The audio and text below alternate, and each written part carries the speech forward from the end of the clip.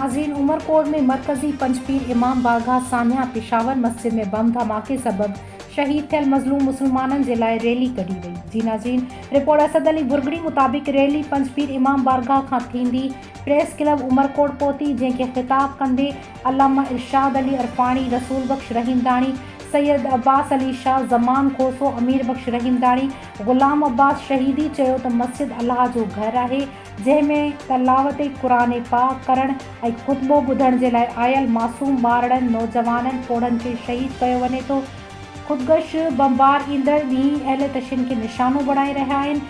इन्हनि वधीक ॻाल्हाईंदे चयो त असीं ख़ासि करे army chief general Umar Javed Bajwa, chief justice of Pakistan खां मुतालबो कयूं था त इन्हनि दहशतगर्दनि खे फ़ौरी तौरु गिरफ़्तार करे फांसी ॾिनी वञे। असांखे कमज़ोर न सम्झियो वञे। असीं पाकिस्तान जे बकाउ जे लाइ सब्र करे रहिया आहियूं। अगरि ॿियनि जा माण्हू ईअं शहीद कया वञनि हा त उहे हिन वक़्तु रोडनि रस्तनि ते हुजनि हा, मगर असां करबला खां सिखियो आहे त हज़रत इमाम हुसैन अलैहिस्सलाम शुहदा अज़ीम क़ुर्बानी ॾेई निमाज़ में सजदे में सिर कटाए इस्लाम जो सिर बुलंद कयो आहे। करबला खां ई मैसेज आहे। अॼु ताईं असीं क़ुर्बानी ॾींदा पिया अचूं। यज़ीद जा पैरोकार दहशतगर्दी करे रहिया आहिनि। इन ॻाल्हाईंदे चयो त अल्लाह जे घर खे निशानो बणायो आहे। इन बम धमाके में क़ुरान पाक शहीद थियो आहे।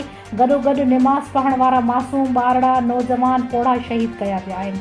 जेको जुम्मा निमाज़ पढ़ण आया हुआ, हुकूमत इन्हनि खे हर हाल में गिरफ़्तार करे जॾहिं ख़बर पइजी चुकी आहे, पोइ मुज़म्मत करण सां कुझु कोन मिलंदो। अहिड़ी तरह इन्हनि खे न रोकियो वियो त अॻियां हली उन्हनि जा ॾाढा खौफ़नाक नतीजा निकिरंदा।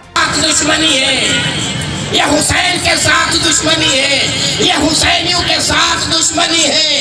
यजीदियत का एक ही काम है कि हुसैनियत को मिटाया जाए, लेकिन अल्लाह रब्बुल इज्जत ने वादा किया है कि जिसका मैं मुहाफिज बन जाऊं उसे कोई मिटा नहीं सकता।